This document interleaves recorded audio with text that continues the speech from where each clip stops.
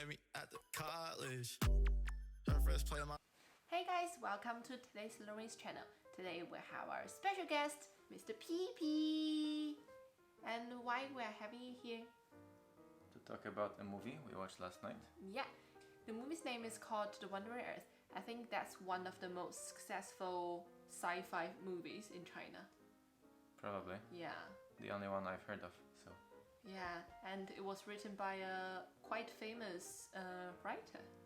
Well, it's based on this like short story or novella by Liu Cixin. Liu Cixin. After we watched the movie, we actually had a lot of thoughts about the movie, didn't we? We're probably gonna talk about like the whole background and what is going on in the movie.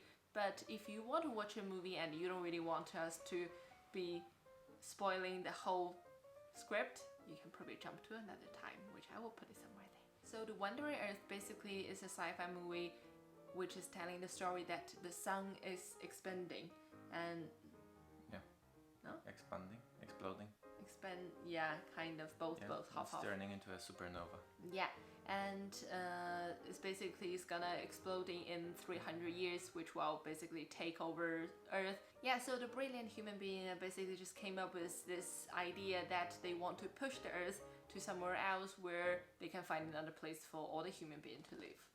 And basically it's gonna take a few hundred years, and that's why the whole movie is called The Wandering Earth. They basically are building these giant engines to push the Earth out of its orbit and move it to another star system. And I think that's 4 light years away, so it must be Proxima Centauri. And yeah, so basically they first stop the rotation of the Earth, and then they have separate engines for that, and then a separate set of engines to push it away from the sun. And they are using the Jupiter as for a gravitational assist to kind of get more speed in order to escape the solar system. And so basically most of the story takes place as the Earth is approaching Jupiter. Yeah.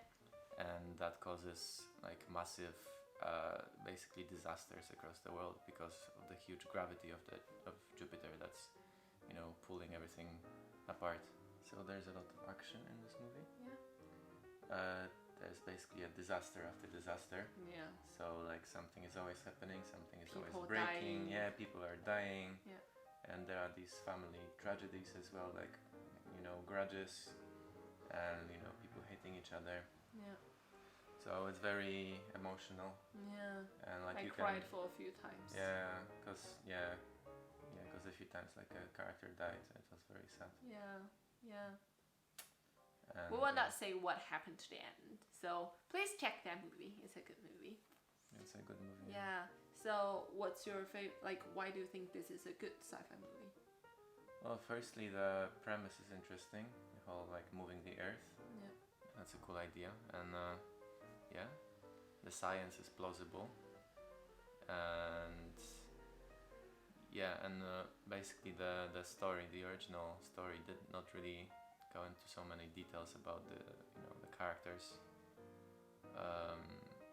you know, but the movie really made the story about that family, about that kid and his dad, and that really added a lot to the story.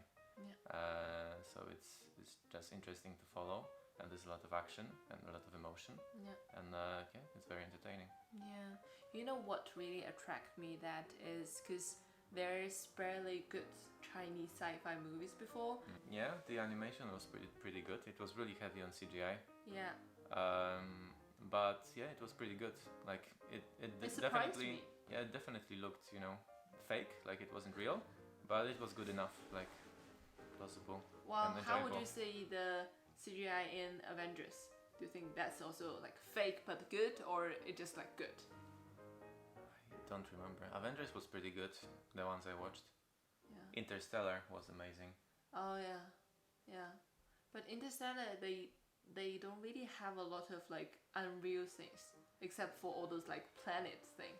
Yeah. Right. Yeah, Interstellar. Because Christopher Nolan, the director of Interstellar, he's famous for using practical effects. Yeah. When he shoots like a spaceship, then he has a real model of a spaceship and he shoots it, right? Yeah.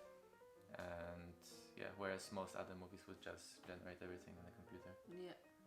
And for the actor and actress, I don't think like they are the best in the world, but you can see that definitely trying to like express all the emotions and everything else. Yeah, the acting was good. Yeah.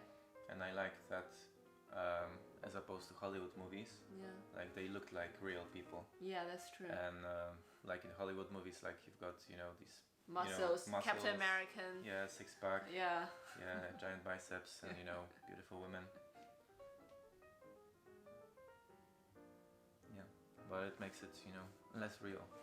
So when you see a movie with like realistic looking people, you can relate to them more. Yeah, that's true. I think so. If you are going to rate this movie, how many out of 10? Out of 10? Yeah. Can I use like fractional? Yeah. Okay. I guess I would give this movie like an 8 out of 10. Oh, wow. Yeah. That's high. It's higher than I expected. Yeah, it's pretty good. Yeah. Like I can think of some places where it could be improved, like better CGI Yeah. sometimes, That's true. or yeah, I don't know. I mean, it's like a really good action movie, basically, Yeah. with also some like emotional, Yeah, there are a lot of emotional. with like good clips, relationships and good characters Yeah. and a lot of conflict there. Yeah. So yeah, it's like yeah. Oh, and there's one other thing that I really liked. It's like it kind of imagines what that world would be like with a lot of detail. Oh, You yeah, know what that's I a mean? good point. Yeah, it's like they create this fictional world and then they describe the everyday situations in that world, Yeah. like how those characters behave, Different classes. what their and, problems Yeah. what their problems are, what kind of disasters there are, what kind of technical problems those engines come up with. That's Yeah. a very good point. Yeah, that's very imaginative. Yeah, that's a very good point. I will give you a thumbs up. Yeah. Phew. Ask me. What rating would you give the movie on the scale from 1 to 5? 1 to 5. Yeah. I will give it 3.75. 3.75. Yeah. So that's like 7.5 out of 10. Yeah, something like that. I think, yeah, of course, the CGI definitely can be improved, but I think the current one is already good enough, so I won't really kind of pick on that. But I think for the character-wise, you can feel sometimes like they want to emphasize the middle school girl is innocent or naive, right? They're basically just asking her to say those stupid lies. It's like the boy holds a grudge with the dad, so he doesn't even want to call him dad, or just using some really bad words to talk to him whenever the dad calls. I think that's just I understand you want to express some specific emotions, but that's simply just too much. Yeah, if that's the thing that I don't really like the most, but they're trying. Okay. Yeah, so basically that's our ideas on the movie The Wandering Earth. So if you're really interested, just check Netflix, we'll watch it there. It actually surprised me that they have it there. But let me know that's how you like it, or what details you like or you don't like, or maybe the places you think that can improve. Yeah, and check out Liu Cixin. He's a really good writer. Yeah, people finish all the books, right? A few series.